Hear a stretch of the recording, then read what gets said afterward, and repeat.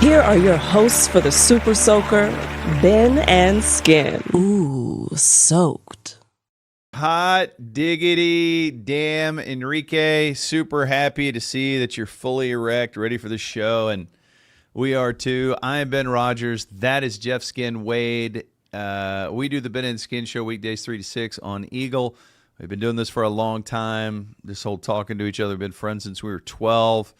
We now do this live stream every Tuesday and Thursday at 10 a.m., except last Tuesday because we were just in an absolute technical chaos shitstorm. You're burying the lead. What are you wearing? Bro, there's a lot to talk about here. There's a lot to unpack for your eyeballs. All anybody can think about is what you're wearing. They didn't hear a word you just said. Bro. Here's the thing. For a while there, I had settled into being a black shirt guy. Too much black shirt guy. Yep. Black shirt guy, won't you come and wear another black shirt? Black shirt guy, won't you come? Anytime you try to do a parody of that song, you end up saying, won't you come too much? Yeah, that's what they do in the song. Yeah, it's what they do in the sun, but they're talking to the sun. That's doing the song. Yeah, they're talking to the sun, like the sun in the sky. Yeah. So I've been looking to shake things up a little bit and not get in this black shirt rut. Black shirt rut. Won't you come? And so, I've been out there on the streets trying to find some other shirts that I can wear. And Did you go to brick and mortar stores looking for those shirts? I thought I could be a silk shirt guy. And then I realized what I'm describing is really not a silk shirt. I'm just talking about a button-down party shirt. That's fun, right? Yeah.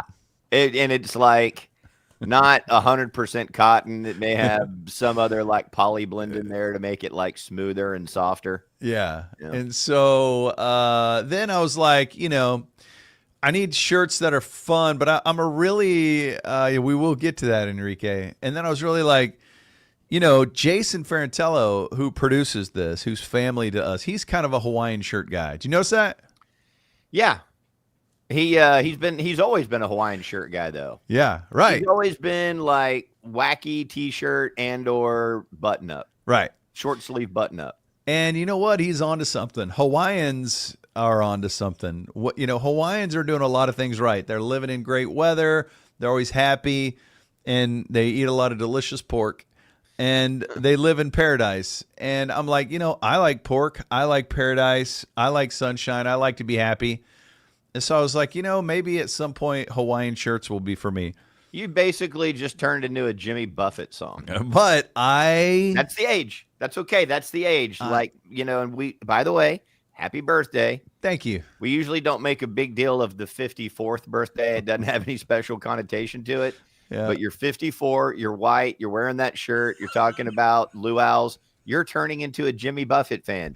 Congratulations, Parrot Head. You finally made it. Thank you. Yeah. And so I was like, so I've got this, my body is the shape of a pear. Mm-hmm. And so my midsection is just too much sausage in there. It's just all fat. And so I like baggy clothes. But I went too baggy last time. So I went too big. I panicked when I told you I had to go to that Dillard's on the way to Choctaw. You definitely were dressed like an early 90s black comedian when you showed up. That was amazing. So I forced a long. It's so big. I kept calling it. It was so big. It was like I was wearing a shower curtain. Why is Ben wearing a teepee right now? What happened? I kept calling it a silk shirt, and people kept coming up to me going, "That's not silk." They kept. I think I'm all right. Get distracted, but silk I don't like real expensive and imported, and you're just wearing something you bought at the big and tall shop. I just don't want to. I don't want to get on a scale. All right, so if I start worrying, it's very much like Ty Webb. He judges himself as a golfer by their height and his height. So every once in a while, if I'm like, oh no, this clothes is a little tight, I got to get some more cardio in. I got to watch what I eat. I got to tighten up my diet. And so that day I was looking to get out of being a black shirt guy, and I was panicking. And I was like, I went in there and I overcorrected. I wasn't as bad of a crisis as what I had anticipated. Uh-huh. So I bought clothes that was way too big. And the pants that I bought that were too big fell off at a charity function. Oh, I remember that. Yeah. So wait, were you not rocking a belt? No, I did not have a belt. Nice. So you bought a giant pair of pants and no belt, huh? And I just didn't have time. I didn't even try it on. I just bought them. I'm like, God, okay, good. And it was a little bit of a dressy thing. And so I wore them to that event. And luckily it was in the back of the room and no one saw it. But my pants literally fell down and I had to catch them. And I was wearing that giant tent shirt. So anyways, That's I'm like, great. man, but I like wicking material. Right? Isn't that what that is? Yes. And so here's what happened. It was a confluence of things that came together in perfect harmony and unison for the universe, because I buy everything I see on social media. I like dry fit wicking golf shirts with a collar. Yeah. And I was thinking about experimenting being a Hawaiian shirt guy. Experimenting with that. All of a sudden, it all came together, and these Hawaiian golf shirts were advertised to me on Instagram, and I bought 5 of them, and they're loud as fuck. And How much are they? I think they were $58. You dropped almost $300 on wacky golf shirts. Yeah, dude. That's badass. The problem is they're so loud, and here's another development. I said that I was done with vests because I went to my daughter's basketball game at Highland Park, and every dad was wearing a vest, and I don't want to represent that douchebaggery. All respect due to those douchebags. Yeah. Thank you for that supportive. Yeah. You knew what I was saying. Yeah. Yeah. And so the other day, I was getting ready to go out into the world, and I was wearing a loud Hawaiian shirt, and I saw one of my vests sitting there, and I think I got rid of most of them. Wait, I remember. Didn't you give them all to Broadus? I purged a bunch of my vests, and I was like, you know what? A vest would help me with this fat midsection full of sausage and tame down this loud Hawaiian shirt, because now I'm invested. I spent so much money on these shirts. I have to wear these shirts. All right. Yeah. So let me get this straight. You want to tone down the loudness of the shirt with a vest? Yeah, because why you can't be half loud. You can't be hey man, only my sleeves are wagging. Like, I don't understand. It's complicated, man. Yeah. So You're anyways, lost. What? You're lost. I'm adrift in fashion waters. This is really depressing me now, man. I was in a really good mood. And now I'm worried that you don't know who you are. You turned 54 today. I thought you had this mapped. I thought you knew what you were doing. It's a midlife shirt crisis. It's not a full-on life crisis. It's only a shirt crisis. And you should not be sad. This shirt screams happy. No, it screams, the way you're explaining it, it screams regret. No way, dude. I predict that I've only seen 2 of these loud shirts. One of them you wore, and we were talking. You sent me, you were in a picture with it, and my wife said, "What's that shirt he's wearing?" Nice. And I said, he went and got it. She goes, "Is that swimsuit material?" Yes. That's such a great question. I'm colorblind, but to me it was like a navy blue and white. Does that remember the shirt I'm talking about? All right, here it is with the vest on. I don't know. Yeah. Yes, that's what I showed her. That's the picture I showed her. And she goes, is that a swimsuit shirt? What is that? It kind of is. Yeah. It's a great question because it kind of looked like a swimsuit, but it was in a shirt. The fabric itself, and it's a great question. It's a wicking, dry fit. I could have gone swimming in that shirt. I could have popped out of the pool, and it would have looked like I was ready to tee off on a Hawaiian golf course. Walk right out of the pool onto the course. Shout out to the sports bras. Ben is turning into Paula Poundstone. This is the gold that we need over in the comment section. Fill it up. I predict you do not wear one of these 5 shirts after winter. I feel like, it's going to get cold and you're not going to wear golf shirts. And then we're going to have 2 weeks of winter, and then we're never going to see any of these 5 shirts on you again. We'll have to see. It's a developing situation. I have temporary hobbies, as you know. And so this ties into the black shirt guy problem. This ties into buying shirts that were too big. I couldn't be the silk party shirt guy. Yeah. And then these, because Instagram advertising is so on point and the bots are monitoring my every move, it just fell right into my lap. I don't want to pigeonhole you. You be who you want to be, but the Ben that I most want to sex is black shirt Ben. Yeah. Like jeans, black shirt, sneakers. That's like your version of the David Duchovny character in Californication. You have a simple wardrobe, it looks good on you, and you fuck. It's like but if you want to wear that, you should wear that. I support that, especially on your birthday. So I have about 9 of those black shirts. That's great. You only have to do laundry every 8 days. That's amazing. The thing is, you can't, with the batter, you can't just feed them a steady diet of fastballs with the same shirt. They know that. I know that's my fastball. Yeah. That's my strikeout pitch. Yeah. But I can't throw it every single time because if the hitter knows it's coming, they're going to tee off on it. You have to have crazy Ivans in your black shirt lifestyle to switch things up. What kind of a pitch is that shirt? Is that like it's a knuckle? It's a knuckle slider. It's a spit knuckle slider. Yes. What are you gonna do for your birthday, man? So we celebrated as a family last night because my son has to manage. He's a manager for the high school basketball team, and so they have a tournament or something he had to do tonight. Gotcha. And so we celebrated last night. We ate a little barbecue, and I let Kat know that I bought myself a gift. What'd you get? More shirts? No, this was an Instagram ad, though. I don't know if I took a picture of this thing, but is it an inflatable AI gilf? Okay, so this is. I'm gonna do the same thing and just hold something up to my camera. Oh, you bought yourself an expensive watch that's out of focus. Yeah, I don't know how to get that in focus. Pull it back. There you go.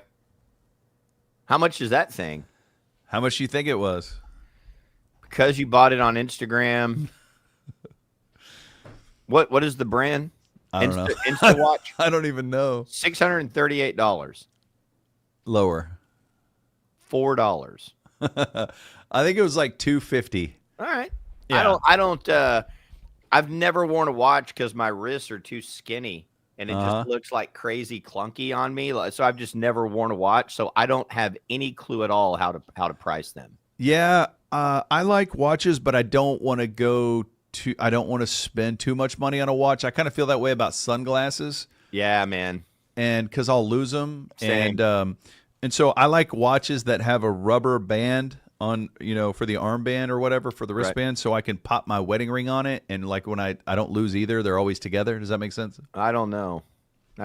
You put your wedding ring on a rubber band on your wrist? Like this. So here's my current existing Instagram watch that I bought many years ago on Instagram. Ring. Oh, okay. I'm with you. Yeah. Now I don't lose it. All right. That makes sense. That's a good strategy, dude. By the way, speaking of glasses, I had. Do you remember where I was or my glasses adventures where they took me last? Do you remember this? Did you leave your glass? I don't remember this. I don't think I do. So much like if you're going to get your haircut and you're going to get a haircut and the stylist is just smoking hot, you just keep going back no matter what. No matter how bad the haircut is? Yes. Okay. There were many years that I got a terrible haircut, but just because there was jug play happening. It was in my 20s, and I would always go, and it was a lot of people that I knew went to the same place to get the same bad haircut because, man, it was... She'll press her boobs while she gives you a shitty haircut. Sorry, I got to lean into you here. You're like, oh, you kind of lean into it like you're taking the charge. But I've had a couple different optometrists over the years. Oh, yeah. Okay. I had a guy that I played pickup basketball with who was my go-to optometrist who has a place out here in Prosper. And then I'd gone to this other place, and it was great. But I was buying way too many pairs of glasses, and they can get expensive. So then you went to Smoke Show Optometrist, right? Yeah, and the HOTtomirist. Yeah. And so, but the problem was, and the great optometrist and really cool lady, and really good at what she does, but sometimes things happen that are out of their control, like with the staff or whatever. And so I have a giant skull, right? That's why a lot of hats don't fit me. And so my head from here to here is super long. So I need long glasses from here to here. Okay. Right, to fit my giant head. Yep.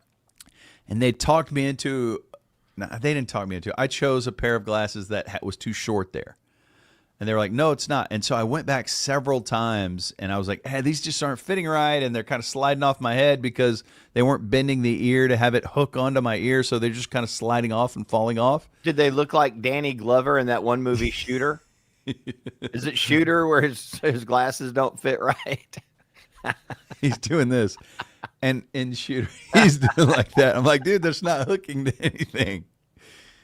I might start wearing my glasses like this. That looks great, man. Yeah, it matches your shirt. Thank you very much.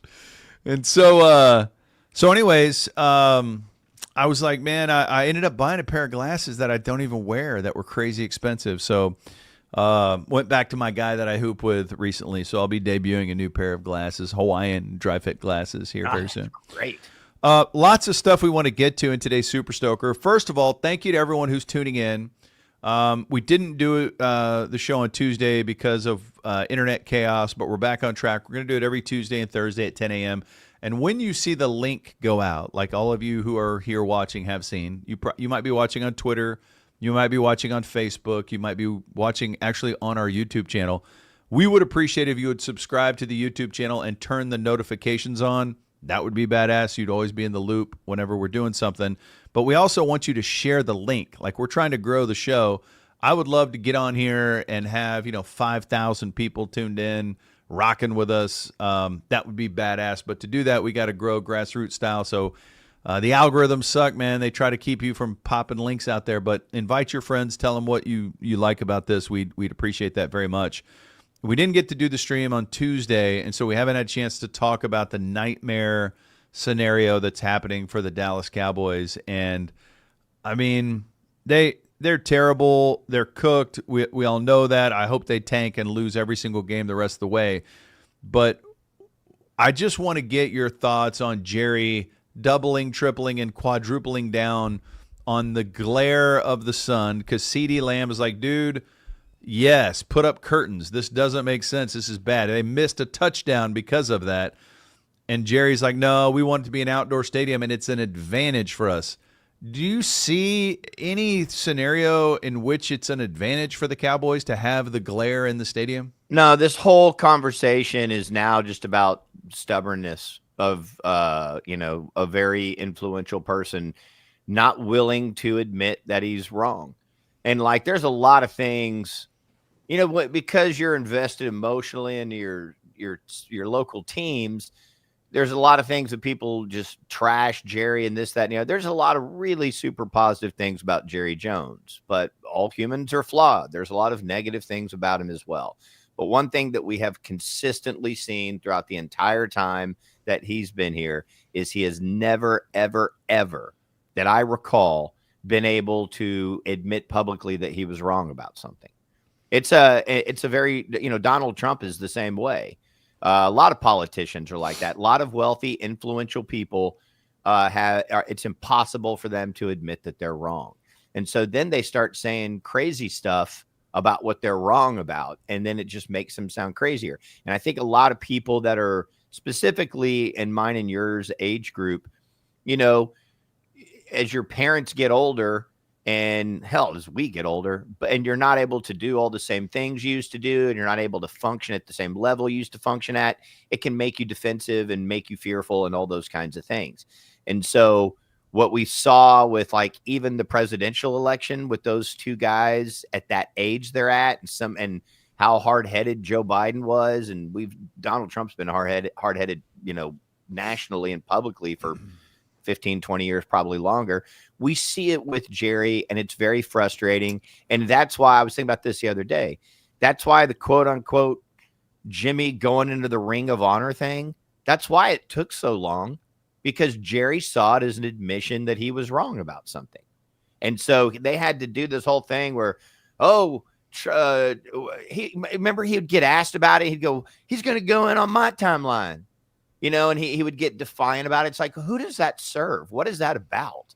And that's why I said this a few weeks ago. They present themselves, the Jones family, as we're the steward of this amazing franchise that belongs to the city. No, you're not. Bullshit, man. It's about you and what you believe, and everything is your decision. And dude, you've earned the right to do that. That's what you've done as a businessman. That's what you've built it into. You can be as stubborn and hard-headed as you want. It's your money. Do whatever you want with it.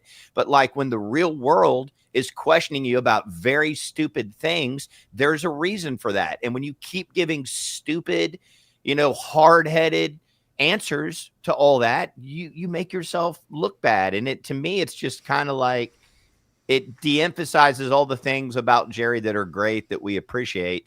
And he's really leaning in on it. And aside, the team on the field has had a horrible season. This is as bad of a season PR-wise for Jerry as I can remember in a long, long time. Yeah, agreed. Do you worry about Jerry firing you for you just saying that? What if he bought our little YouTube channel and next Tuesday, it was you in that Hawaiian shirt and Jerry sitting here and Jerry going, "Where's the moon? Where's the moon?" Yeah. I mean, that makes a lot of sense, dude.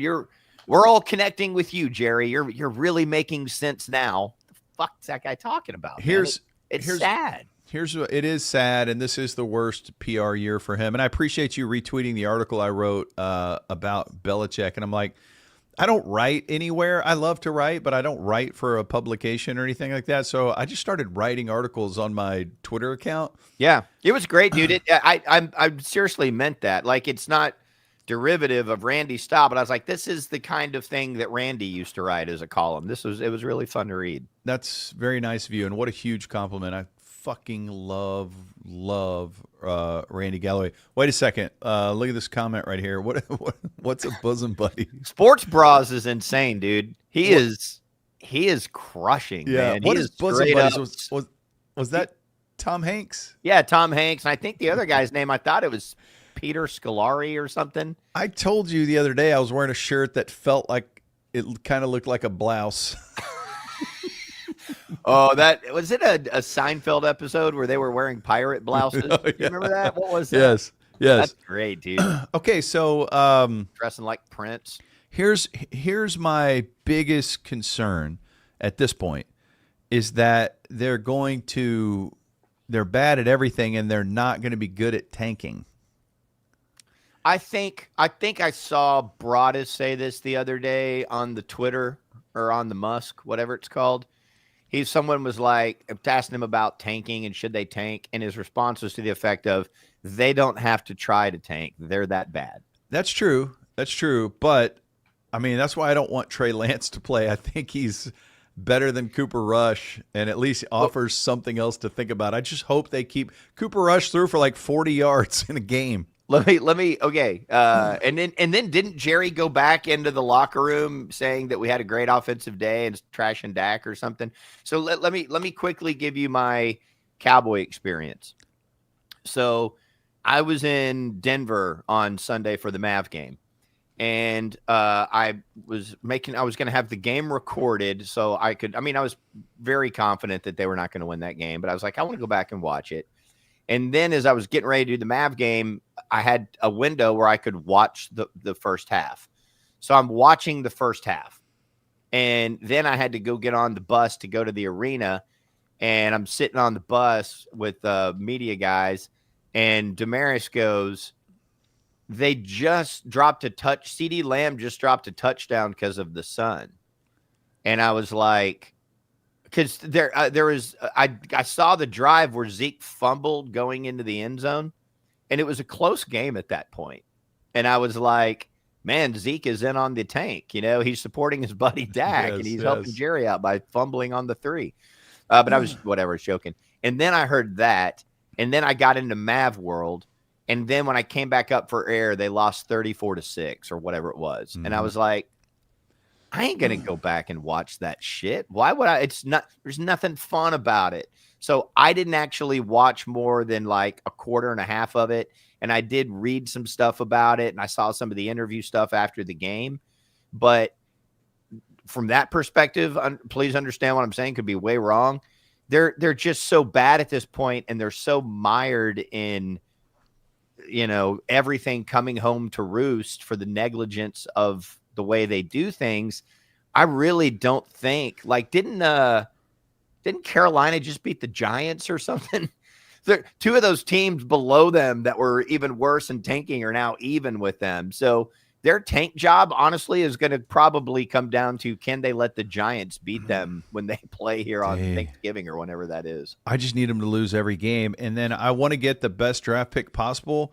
And then I want to trade back to acquire more picks because it's going to take that to rebuild. And the article that I wrote was about Belichik. And we get weird information sometimes, and sometimes it sucks. Sometimes it's good. It's sometimes you get information that, as a credible journalist, you would never report.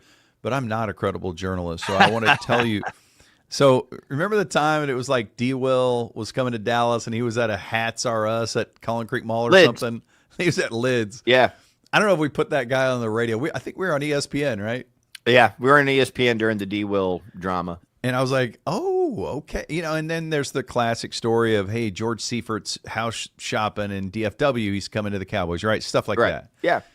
But I did have somebody reach out to me and was indicating that dialogue was happening with Belichik and Jerry. And they were saying, they even had the location of it and all these things. And I'm like, all right, I don't know if I believe that or not. It wasn't credible or substantial, which is why I would never mention it anywhere under any circumstances, even under like really tainted, thinly veiled pretenses like this. Yep. So that's why I didn't mention it. But I believe that for all those reasons I laid out in those 10 million words, that it is something that Jerry would do because it would restore credibility. It'd indicate that he was making a concession. Hey, look, it's not, I'm going to lose some control here, but I care more about winning than making money. And so anyways, you can go read that if you'd like to on my Twitter account. I laid out a big case on why I think Jerry might do that, but it's not that I would do it. I'm just saying I think that's what Jerry's thinking. And here lately in the last 48 hours, there's suddenly all this talk about, okay, Deion Sanders. Why not Deion Sanders? And I'm like, okay, Jerry's familiar with Deion. Deion's son, Shadur, and I think his other son, I think, are both going to graduate. Travis Hunter they're going to go to the NFL. So his two kids and their best player are going to go to the NFL, but he's still going to stay at Colorado if he has an opportunity to coach the Cowboys. So which of those two guys do you think is more likely that Jerry Jones would say, this is our next head coach, Bill Belichick or Deion Sanders? I think Belichick is more likely. I don't know that I have a good feel for the Jerry Deion connection, or I should just say Cowboys Deion connection, because, we had Deion here on the team for really not that long, only a couple seasons. I mean, hell, I think Deion was probably in Baltimore as long as he was here. I'd have to go back and look. But, he made his home here and, had his charter school here and obviously lived in Prosper and all that kind of stuff. But, like, as far as those connections that are so tight, I mean, like, Jerry's way more into the Michael Irvin circus than the Deion Sanders circus, So, and I also don't think it would just be a Jerry decision. It would be Jerry and it would be Steven and maybe to some degree Charlotte and Jerry Jr. I don't know, Will, all that. What's that dude, Todd, that does all the cap stuff? I mean, they would all be talking about it, but I think that Belichick is probably an easier fit for them than Deion is, because I think of the way that Belichick would go about his business would be comforting to them. But I also don't think that, what's the best way to word this?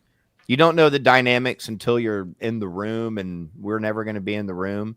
But I suspect the Belichik thing would probably work out exactly like the Parcells thing did. Right. I mean, there's a lot of stories of Parcells pounding the table and not getting his way. Mm-hmm. But they were way younger men back then. So I don't actually know. think this one is going to be a Jerry decision on his own, because I think people get up there in age and they become, like, hey, man, this is me. This is on me. I'm the one catching all the heat here. I'm the one getting destroyed.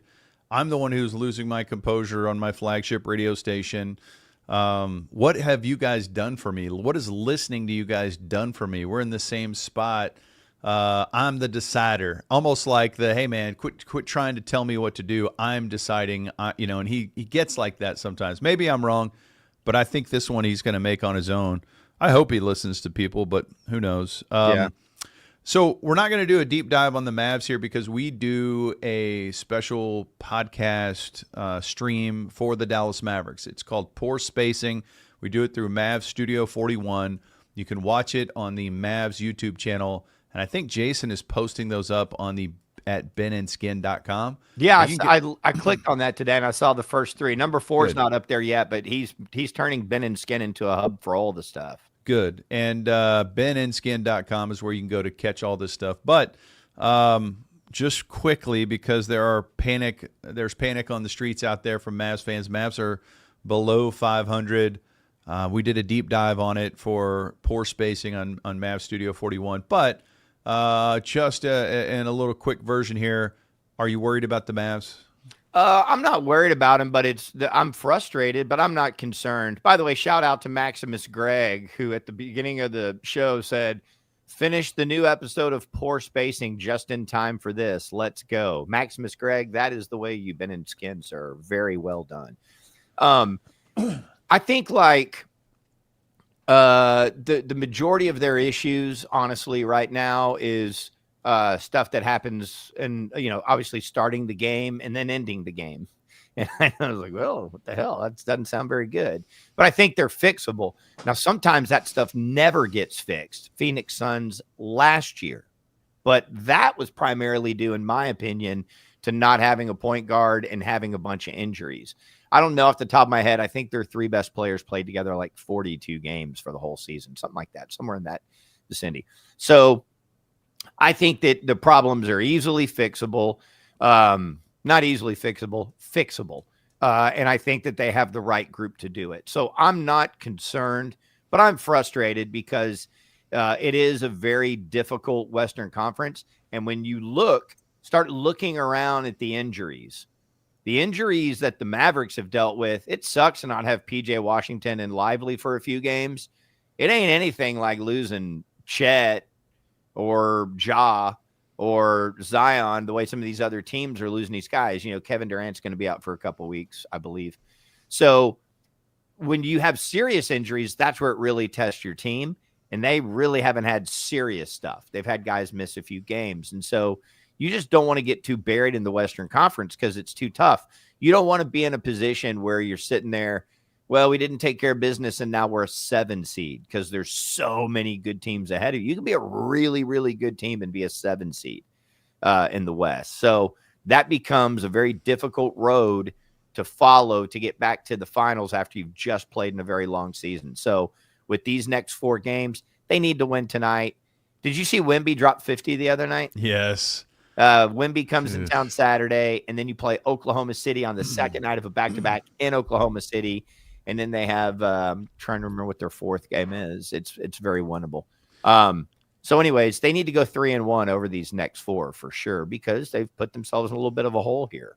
Yeah, and again, you can go watch Poor Spacing on Mavs Studio 41. But I was thinking about this last night. I'm like, man, if they continue through the season and the pieces aren't working together, they're still getting off to slow starts, or their bench isn't doing well, they don't have to ride this roster into the sunset.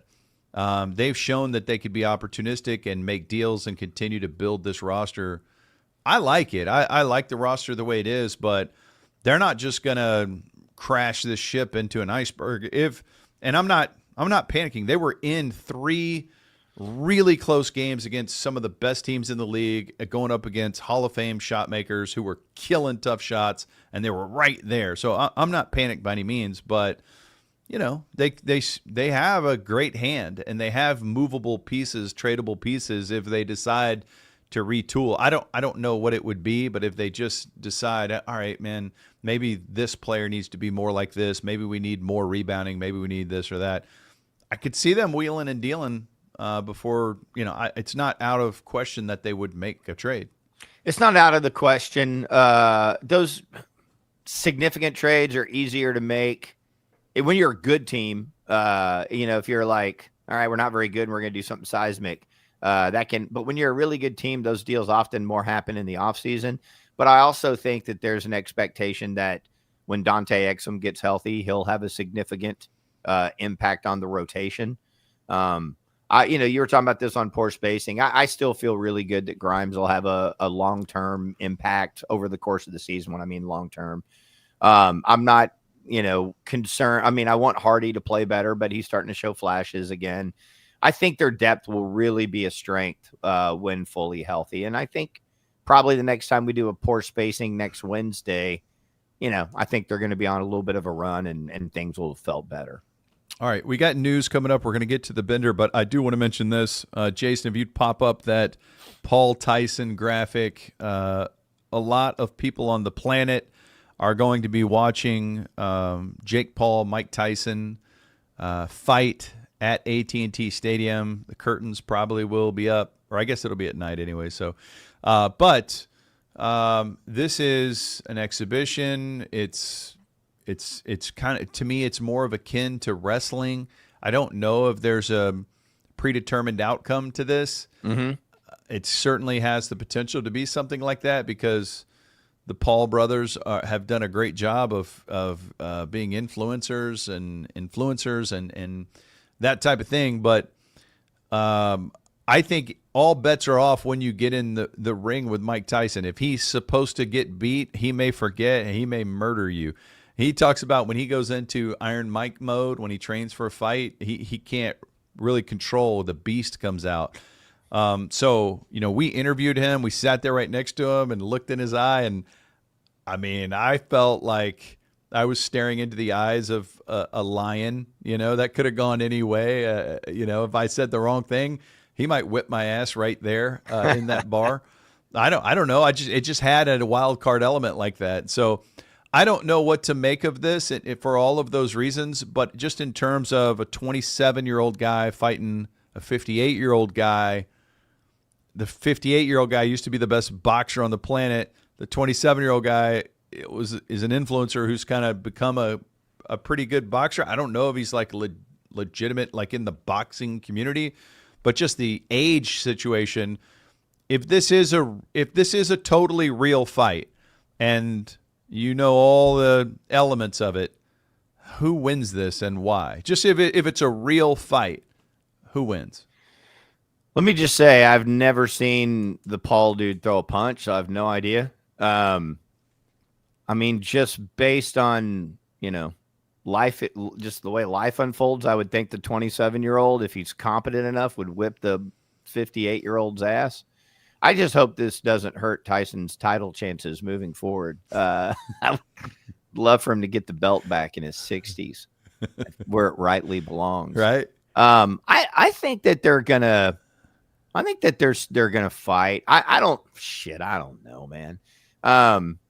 It is something that I'm not really paying attention to, other than, like, here's an example. Shout out to Enrique, who said torque. I don't know if he knew that. I don't know if he was just shouting out an old bit, or if he knew that an LA company, an LA injury firm called Torque Law, spent $2 million on the VIP package. So you'll be seeing them ringside. This fight's on Netflix, isn't it? It is. Yeah. So if you're watching Netflix on Friday night, whenever that night is, you'll see, maybe you'll see Torque Law, an LA law firm, sitting next to the ring. I definitely want to watch it. I'm intrigued by it. But I don't know if I expect a quote unquote good fight. I kind of enjoyed when Ewan McGregor was Conor McGregor? Conor McGregor, not you. Yes, Conor Ewan McGregor McGregor. was fighting. I thought Yeah. that was fun. I thought Well- that actually looked like a real fight. I just know that this one is tough to reconcile in my mind because we got to witness Mike Tyson in his prime. And our buddy Chris Alvarez, who celebrated a birthday yesterday, was like the biggest Mike Tyson fan ever. And you'd sit down and you'd watch those fights and they'd be over before you got sat down with a beverage. Like they were 9 seconds, 20 seconds, whatever. It felt like, oh my God, it's over already. Right. Like he is violent and vicious and explosive. And if he I'm even just watching him train, if he lands one of those, even if it was fixed, Paul's getting knocked out. So I don't know. If when Mike Tyson comes out and says, hey, this is an exhibition that doesn't count on my record, I was like, wait a second. Why are you being sure to tell us that? Is it because you're taking a dive? So I don't know. There's a wrestling element to it, but I can't wait to watch it. I'm fascinated by it. And I'm going to watch it on Friday night at Rollertown in Salina. We're getting the fight there. So Great. if you want to come watch it with me, you can. We'll be at Rollertown. I'll be there at Rollertown in Salina on Friday night. The fight will be on with sound in the tap room, and I would love, love, love it if you came out. Sometimes it's hard to get people to drive all the way out to Salina, and we are grateful for each and every time people do. If you drive out there, have some beers, get some beer to go, order, get some merch, but we love hanging out with you. Is one of the reasons why we want to have a brewery and a place to hang out is because we like to hang out with our listeners there. So if you want to come watch the fight with us or with me on Friday, I'm just speaking for myself. I'm stoked about this fight, and I'm going to be there. Yeah, I will be in Fort Worth most of that day, but if it works out timing wise, then I will certainly go up there and watch it because I do want to watch it. I do want to see it. I just don't know if I can make it work out timing wise. Yeah, and the whole world's going to be talking about it. So. And by the way, speaking of Rollertown Theory, if you could pop up the Gravy Gonna Set It Off graphic if you have it.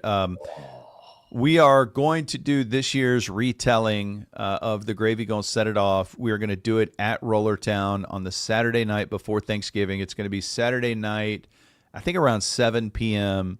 And you got to be there at Rollertown that Saturday night to see it. And after we got a badass food truck coming out. It's Cane Rosso. They're going to be out there serving up pies. The story's going to get started at 7:30. It'll go for about an hour, and then Cane Rosso is going to be serving up pizzas. And then after the Gravy going to set it off, we're going to move our little setup, and we're going to have stand up comedy that night. Seth Cowles, Rocky Deer, and Paul Varghese, the great Paul Varghese. Who's not in the Berkner Hall of Fame, and that is an injustice. I've actually put together a committee to keep him out. I want it to be all about us. Look at that bird on that plate. That's amazing. That is. Why is Roy in that picture? That's Ellen. Oh, that is the great Mick Jimenez. There's Ellen with the group on. There's my wife with one baby tugging on her, holding another baby. When I told her we're hosting Thanksgiving for the family. There's the guy with the gravy and a Kool-Aid pitcher in the bottom right corner. And there's me looking out the window at the truck that got in a wreck with just the frozen goods in it. That's Mick Jimenez is a god. That is a great, great picture, man. That's so awesome. Okay, Uncle Joe's Cookie's going to be there. That's good. Let's go. I'm a big fan of those cookies, man. Those cookies are amazing. So, yeah. Man, we love connecting with you guys, and that's a great place to do it. So come join us at Rollertown on the Saturday before Thanksgiving. I think it's November 23rd. That's I don't want to spoil anything, Ben, but are we going to have that fun giveaway thing we were talking about? Oh wait, yes, with the shirts? Yes. Oh yes. Should we let the cat out of the bag? Yes. Should we let your wife get out of that bag? So for people that come out and join us at Rollertown, we are going to have Ben and Skin YouTube shirts. Our buddy Gordy is making these for us, and we put in a large order, and you've got to be there in person, and you have to show us that you're subscribed for the Complete Fun Package. You've signed up for that. The Complete Fun Package is just what we call like our listener loyalty program. We could pop a link up here in the comments. You sign up, you give us your email address. Now we can communicate. And people that will tell you we don't spam you. Every once in a while we'll send you an email just to let you know what we're doing. In exchange for that, you'll be entered to win lots of prizes and whatnot. So if you come out to Rollertown and you show us that you've signed up for the Complete Fun package, we're going to hook you up with a free T-shirt. We are also going to have stickers. Whoop. Look at that. Bam. So we're going to be giving those away there as well. We love it if you'd pop these stickers like on your laptop, put it on your car. Put it on your kids. Put it on your kids' foreheads. Yeah, slap that thing right on their forehead. Kids love that. They love, love, love stickers. All right, here's the comment I was talking about. Join the Complete Fun package to stay in touch with the show and enter to win prizes. It's free. It takes about 30 seconds to sign up. That's how we're going to do the giveaways. Like, we're going to give away a big screen TV. We're going to give away meet and greet with local athletes, all types of stuff like that. So just click that and sign up for that. Appreciate that very much, dude. We're gonna get to the news here too, but I want people to leave this in the comments because yesterday I saw all sorts of UFO news happening. Okay. Did you see any? And I don't know if it was like a meeting before Congress or I have no idea. I've honestly been a little disconnected from the world. Okay. So I don't know. I didn't see any of that. I just kept seeing it on my timeline, and KT and I talked about it just briefly off air during the show, and then I forgot about it, and then I was looking online today, and I was seeing all sorts of UFO shit. So this is something that we certainly don't know anything about. If y'all do, leave it in the comments. Look, there's Kim saying we are not alone. I think a lot of people were I don't know if these guys admitted that there's UFOs or they had new footage or I don't know. Do you believe in your lifetime that UFOs will come to this planet and explore your butthole? I don't think they'll explore my butthole, but I think they'll explore yours. Okay. They'll be attracted to the shirt. Yeah, well, that's what I was going to say. I think the shirt is sending a signal out to the universe to, there's that whole belief that, oh, yeah, once we detonated an atomic bomb, it let the other parts of the universe know that we're here, and that was a signal for them to come here. I mean, I certainly don't think any of this. The older I get, the more I'm in line with the idea that none of this is real and we're just a computer simulation. So whatever the program suggests we're about to be next, I'm totally on board with that. If that's us believing in aliens and they're here and we can touch them, bring it on, man. All right. Well, there's a update on something we don't know anything about, but right now it's time for this. It's weird and wild. Let's see what's coming down the wire in the News Bender with pedestrian news fella, strip mall Steve Shackelford.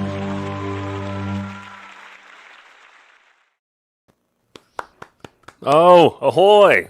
Good day, gentlemen. What happened to your head? Using a new hair gel. That's all.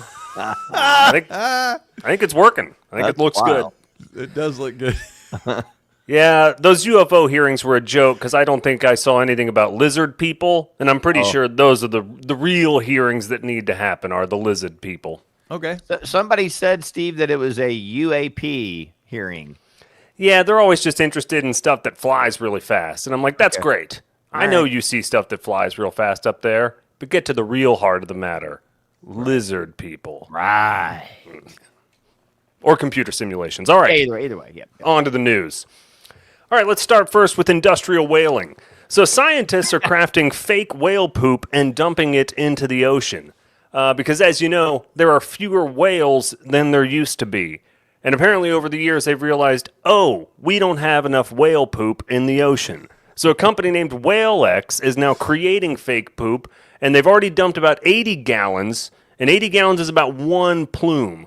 But now they're preparing to dump about 400 gallons of fake feces in the ocean in 2025.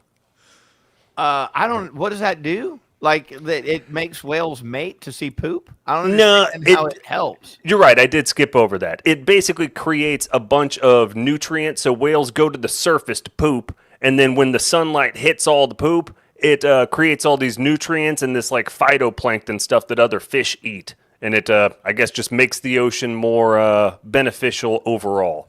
So why are the whales pooping less? Are there fewer whales? Yeah, we took out too many whales, apparently. So What now do we got do to... with all the whales? We don't eat whale. I think it was like perfuming or something like that. I didn't research into the industrial whaling stuff a bunch, but I think it was for like perfumes or fancy stuff like that. They use whale blubber. And dude, I like this question. How is this helping the Cowboys win games?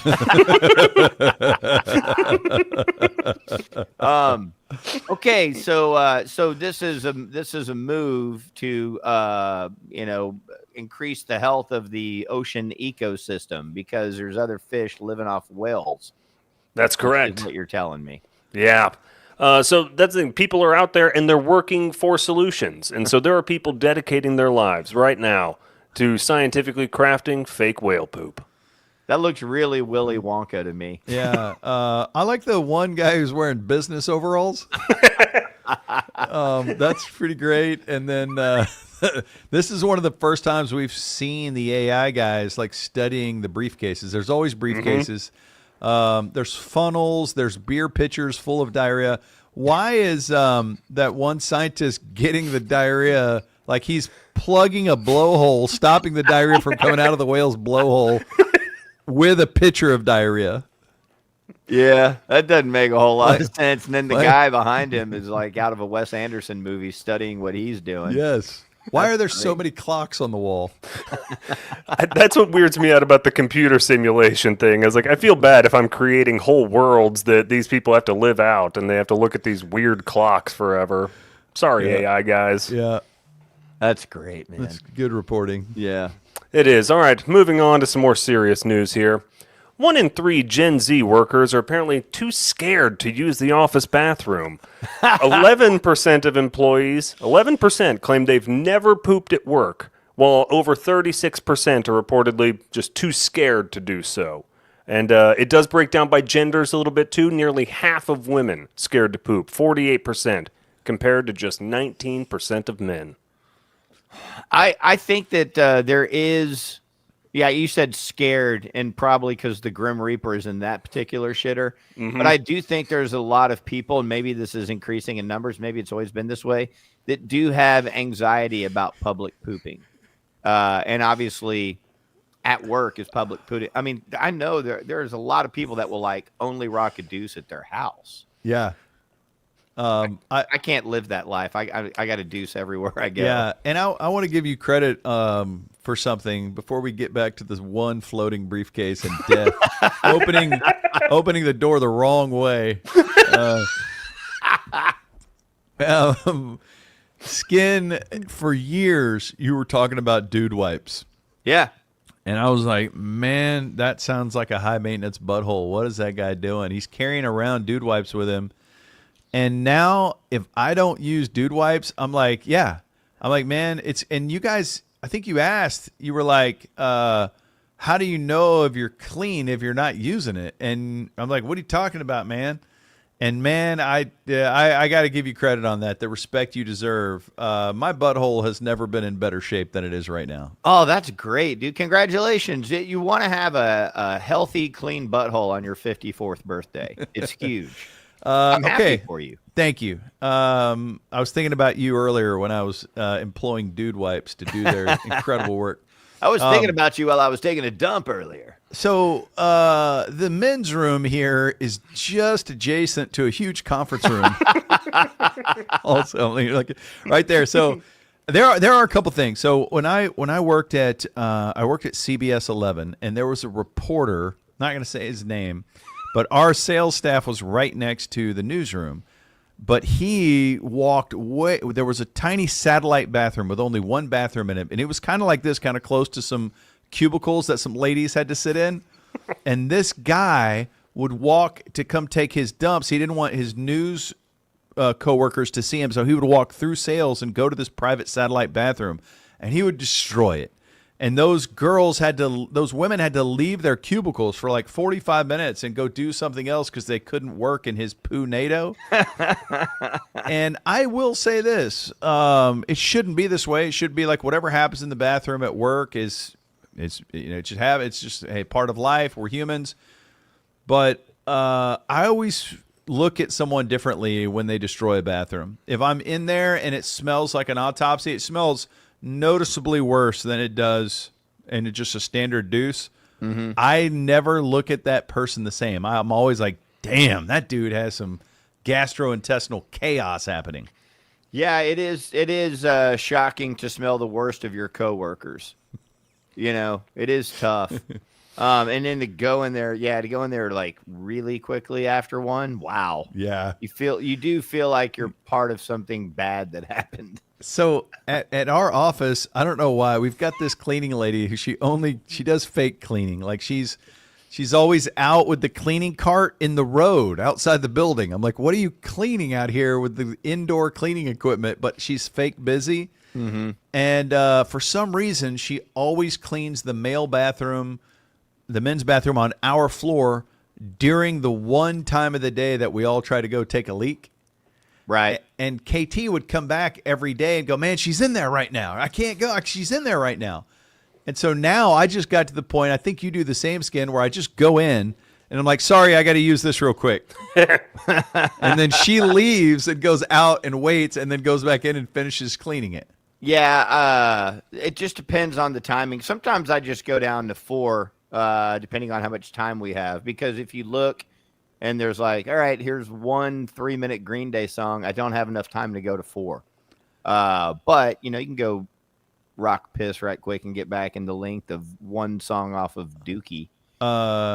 Skin, yeah. There's a potential problem here for you. Now I'm gonna have to put up somebody's comment that's gonna cover your face temporarily, so I'll apologize in advance for that. I don't mind. But this comes from the official the official plumber of the Freak and the Ben and Skin show. Yeah, man, there's been a lot of controversy about that. There's another brand too. It's tough. There's another brand too that I've been using so these say that they're 100% biodegradable, flushable. Carrie disagrees with that. I think Carrie's probably right on this. But I move on. Is there an anti-hemorrhoidal version by any chance? I'm sure there is. These aren't. Okay. Do you have some roids that are tearing you up? No, I just figured it's more like a preventive action. It's like a preemptive strike. Hey, Kim, do you want us to get your mom on the show? What is wrong with you, and why are you talking about buttholes and pooping? Because we're kids. Yeah. Butthole talks with mom are it's a great category. Wait, so the butthole talks to your mother, or I don't know. You said that weird.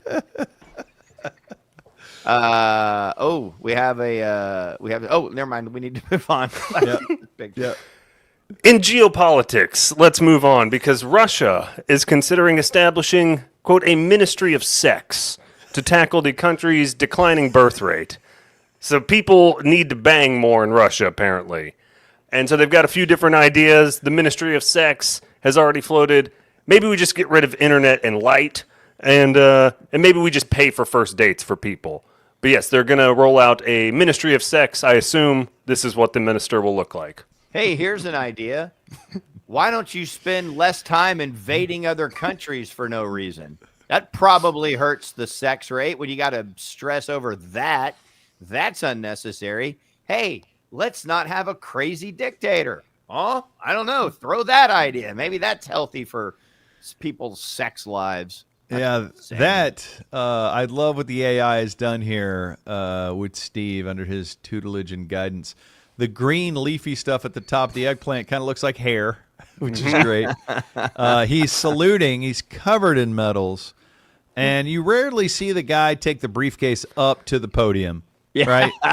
And I can tell you as a fat guy with an eggplant body, you want a bigger podium because you want to block some of the lower eggplant if you can visually. But nothing you can do in that situation. The eggplant is overpowering the podium.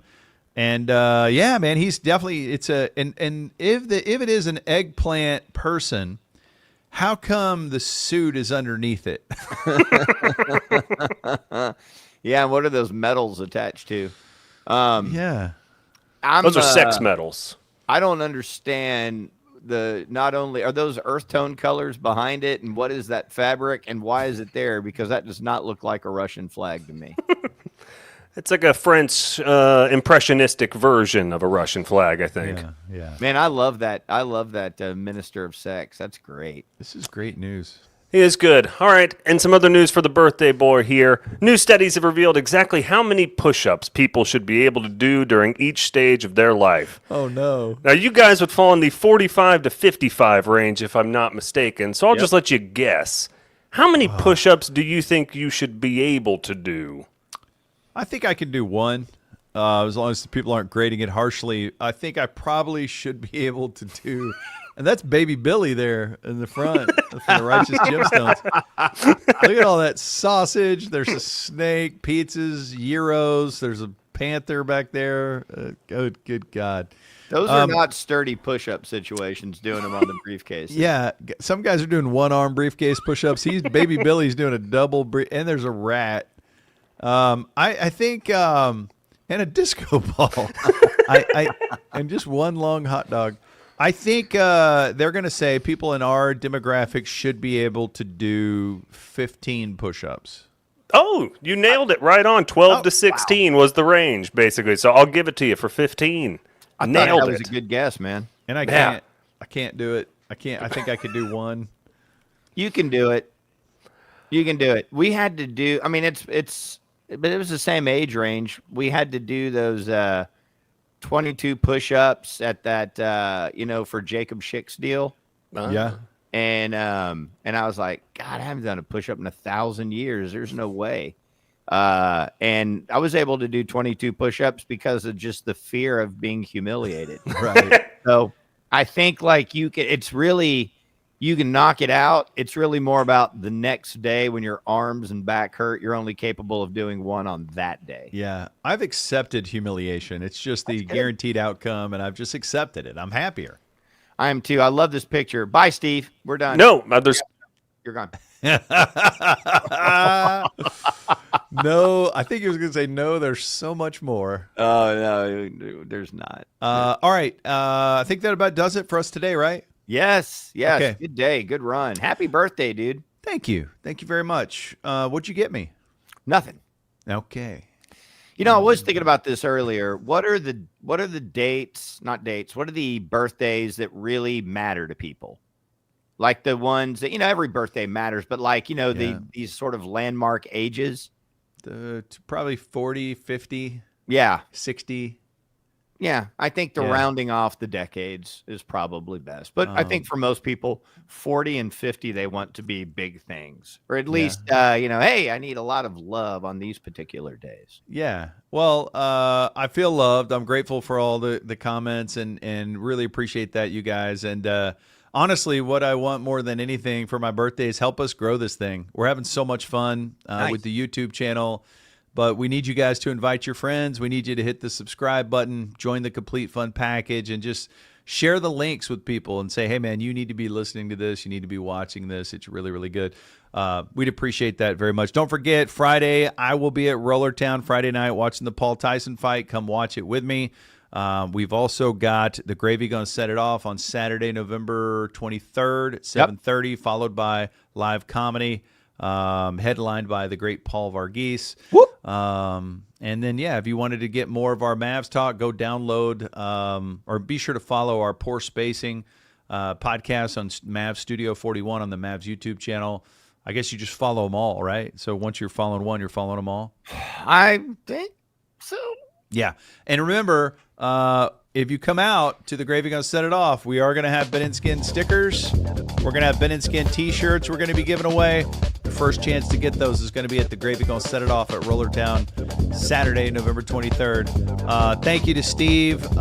Thank you to Larry Polsky for getting the internet working. Thank you to DJ Theory Tello for producing this bad boy.